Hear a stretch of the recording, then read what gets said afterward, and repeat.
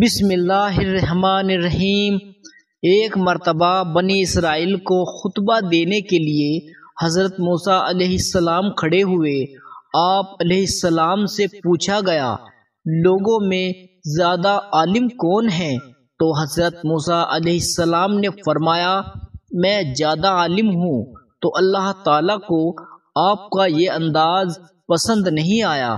اللہ تعالیٰ نے آپ پر عتاب فرمایا، کیونکہ آپ علیہ السلام نے سوال کے جواب میں رب تعالیٰ کی طرف منسوب نہیں کیا، حالانکہ یہ کہنا چاہیے تھا کہ اللہ تعالیٰ بہتر ہے۔ اللہ تعالیٰ نے آپ علیہ السلام پر وحی کی کہ میرے بندوں میں سے ایک بندہ مجمع البحرین دریاؤں کے ملنے کی جگہ میں رہتا ہے، وہ تم میں سب سے زیادہ علم رکھتا ہے۔ حضرت موسیٰ علیہ السلام نے عرض کی کہ میرے رب، میں انہیں کیسے پاؤں گا؟ تو آپ کو بتایا گیا کہ تم اپنے تھیلے میں ایک مچھلی بند کر کے اپنے ساتھ لے لو، جہاں تمہاری مچھلی گم ہو جائے تم وہیں ان کا مقام ہوگا۔ حضرت موسیٰ علیہ السلام نے جس جوان کو اپنے ساتھ لیا اس کا نام یوشع بن نون تھا، جو آپ کی خدمت و صحبت میں رہتے تھے اور آپ سے علم حاصل کرتے تھے۔ مجمع البحرین سے مراد دو دریاؤں کے ملنے کی جگہ بحر فارس اور بحر رم جہاں ملیں گے وہیں تمہیں حضرت خضر علیہ السلام مل جائیں گے، جس کی نشانی یہ بتائی گئی کہ جہاں تمہاری مچھلی گم ہو جائے اسی مقام میں ان کو تلاش کرنا۔ حضرت موسیٰ علیہ السلام نے وہاں پہنچنے کا پکا ارادہ کر لیا اور فرمایا، میں اپنی کوشش جاری رکھوں گا یہاں تک کہ وہاں پہنچ نہ جاؤں، بے شک وہ جگہ کتنی بھی دور کیوں نہ ہو میرا سفر وہاں پہنچنے تک جاری رہے گا۔ پھر ان حضرات نے روٹی اور بھنی ہوئی نمکین مچھلی اپنے ساتھ ایک تھیلے میں لے لی تاکہ راستے میں کام آئے۔ پھر یہ اپنی منزل مقصود کی طرف روانہ ہو گئے، جہاں ایک پتھر کی چٹان تھی۔ وہاں ان حضرات نے آرام کیا اور سو گئے۔ بھنی ہوئی مچھلی تھیلے میں زندہ ہو گئی اور تڑپ کر دریا میں گر گئی۔ اس پر یہ پانی کا بہاؤ رک گیا اور ایک محراب سی بن گئی۔ حضرت یوشع بن نون بیدار ہو چکے تھے، مچھلی کے زندہ ہو کر دریا میں گرنے کو دیکھ رہے تھے، لیکن یہ واقعہ حضرت موسیٰ علیہ السلام کو بتانا بھول گئے تھے۔ دونوں حضرت وہاں سے چلے۔ دوسرے دن کھانے کا وقت ہوا تو حضرت موسیٰ علیہ السلام نے کہا، سفر کی تھکان بھی ہے اور بھوک کی شدت بھی، اس لیے تھیلے سے روٹی اور مچھلی نکالو تاکہ کھانا کھا لے۔ اس وقت یوشع بن نون کو یاد آیا۔ انہوں نے کہا، مچھلی تو زندہ ہو کر دریا میں چلی گئی تھی۔ بھنی ہوئی مچھلی کا زندہ ہو کر دریا میں جانا حیرت اور تعجب ناک معاملہ تھا۔ حضرت یوشع نے اپنے بھولنے کو شیطان کی طرف منسوب کیا۔ حضرت موسیٰ علیہ السلام اور حضرت یوشع وہاں لوٹ کر آئے جہاں مچھلی زندہ ہو کر پانی میں چلی گئی تھی۔ پانی کا بہاؤ رکنے کی وجہ سے مختلف نشانات موجود تھے۔ حضرت موسیٰ علیہ السلام نے کہا، یہی مقام ہمارا مقصد ہے۔ دونوں نے تلاش کرنا شروع کیا، یہاں تک کہ وہ ایک چٹان کے پاس آئے تو دیکھا کہ ایک شخص چادر اوڑھے لیٹا ہوا ہے۔ حضرت موسیٰ علیہ السلام نے ان کو سلام کیا۔ انہوں نے کہا، اس زمین میں سلام کہاں سے آ گیا؟ یہاں تو کوئی سلام کرنے والا بھی نظر نہیں آتا۔ آپ علیہ السلام نے کہا، میں موسیٰ ہوں۔ حضرت خضر علیہ السلام نے کہا، بنی اسرائیل کے موسیٰ؟ آپ نے کہا، جی ہاں۔ حضرت خضر علیہ السلام نے کہا، اللہ تعالیٰ نے جو تمہیں علم عطا فرمایا ہے وہ علم مجھے عطا نہیں فرمایا، اور جو علم مجھے عطا فرمایا ہے وہ تمہیں عطا نہیں فرمایا۔ حضرت موسیٰ علیہ السلام نے کہا، کیا میں آپ کی تابع داری کر سکتا ہوں کہ تم مجھے کچھ علم عطا کر دو؟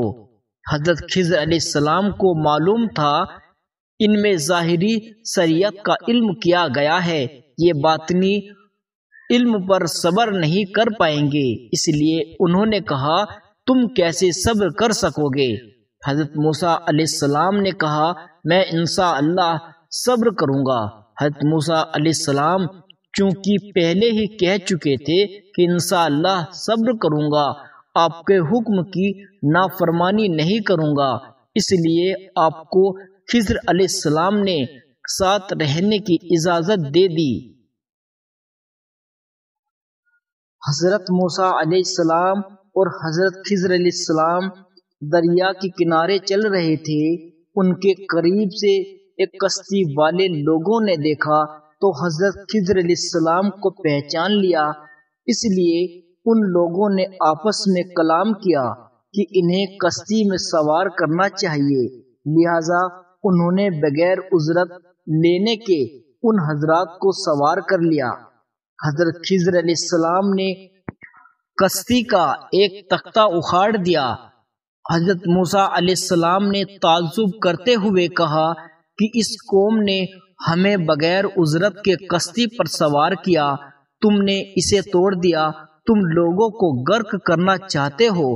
خیال رہے کہ کشتی کا توڑنا کنارے کے قریب جا کر تھا، اور خضر علیہ السلام نے وقت کے طور پر اس میں کیل بھی لگا دی تھی۔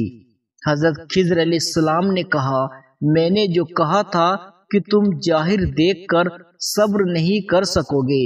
حضرت موسیٰ علیہ السلام نے کہا مجھ سے واقعی بھول ہو گئی، اس لیے میری کوئی گرفت نہ کرے۔ جب کشتی سے دونوں حضرات نکلے تو کنارے پر چل رہے تھے۔ جب ان کا گزر ایک بستی سے ہوا تو وہاں لڑکے کھیل رہے تھے۔ ایک لڑکا جو تمام لڑکوں سے زیادہ حسین اور صاف ستھرا تھا، آپ نے اسے سر سے پکڑا اور اس کا سر جدا کر دیا۔ ایک روایت میں ہے کہ آپ نے اسے الٹا لیٹا کر چھری سے ذبح کر دیا۔ حضرت موسیٰ علیہ السلام نے بڑے غصے میں زوردار آواز سے کہا یہ تم نے کتنا برا کام کر دیا، ایک نابالغ بچے کو قتل کر دیا جو صاف ستھرا گناہوں سے پاک تھا، تم پر کوئی قصاص لازم نہیں تھا، یہ ایسا کام تم نے کیوں کیا جو سراسر عقل کے خلاف ہے؟ حضرت خضر علیہ السلام نے کہا میں نے جو کہا تھا کہ تم صبر نہیں کر سکو گے۔ حضرت موسیٰ علیہ السلام نے کہا اس کے بعد اگر میں کوئی سوال کروں تو تم میرا ساتھ چھوڑ دینا، کیونکہ اس وقت تمہیں میری طرف سے اجر حاصل ہو جائے گا۔ پھر ان دونوں نے ایک دیوار کو دیکھا جو ایک طرف جھکی ہوئی تھی، گرنے کے بالکل قریب پہنچ چکی تھی۔ حضرت خضر علیہ السلام نے ہاتھ سے سیدھا کر دیا یا صرف ہاتھ پھیرا اور وہ دیوار سیدھی ہو گئی۔ یہ در حقیقت ان کا معجزہ تھا۔ حضرت موسیٰ علیہ السلام کے اس اعتراض پر حضرت خضر علیہ السلام نے کہا آپ کے وعدے کے مطابق میرے اور آپ کے درمیان جدائی کا وقت آ چکا ہے، البتہ یہ 3 کام جو میں نے کیے ہیں جس پر آپ نے اعتراض کیا، ان میں سے ہر ایک کی وجہ اور حکمت میں بیان کر دیتا ہوں تاکہ آپ کو پتہ چل جائے کہ آپ جس غرض سے آئے تھے یعنی علم حاصل کرنے کے لیے وہ بھی حاصل ہو جائے۔ تو حضرت خضر علیہ السلام نے فرمایا یہ کشتی 10 مسکینوں کی تھی جس میں کچھ اپاہج بھی ہیں اور وہ اس کی مزدوری سے اپنا گزر بسر کر رہے ہیں، جب یہ واپس لوٹیں گے تو ان کو بادشاہ جالندی کا سامنا کرنا پڑے گا، وہ صحیح کشتی کو پکڑے گا لیکن عیبدار کو نہیں پکڑے گا، اس لیے میں نے اسے عیبدار بنانے کا فیصلہ کر لیا۔ تاکہ یہ کشتی وہ نہ چھین سکے اور ان کی محنت و مزدوری جاری رہے۔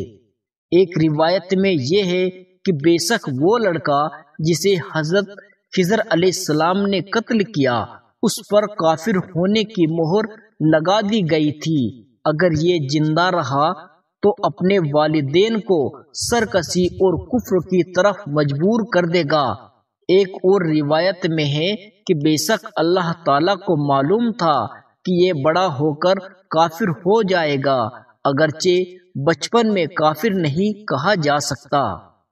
حضرت خضر علیہ السلام نے بتایا کہ یہ دیوار شہر کے 2 یتیم لڑکوں کی تھی، اس میں نیچے خزانہ دبا تھا اور ان کا باپ نیک آدمی تھا، تو آپ کے رب نے چاہا کہ وہ اپنی جوانی کو پہنچ جائے تب اپنا خزانہ نکالے۔ آپ کے رب کی رحمت سے یہ سب میں نے کیا، اللہ تعالیٰ نے حکم دیا۔ یہ سب باتوں کا فیر ہے، مگر آپ سے اے موسیٰ علیہ السلام صبر نہ ہو سکا۔ بے شک اللہ تعالیٰ اپنے نیک بندوں کی نیکیوں کی وجہ سے ان کی اولاد اور اس کی اولادوں کی اولاد اور اس کے قبائل اور اس کے ارد گرد رہنے والے پڑوسیوں کی حفاظت کرتا ہے۔ وہ لوگ جب تک اس بندے کے پڑوس میں رہیں گے اس وقت تک اللہ تعالیٰ کی حفاظت میں رہیں گے۔ سبحان اللہ۔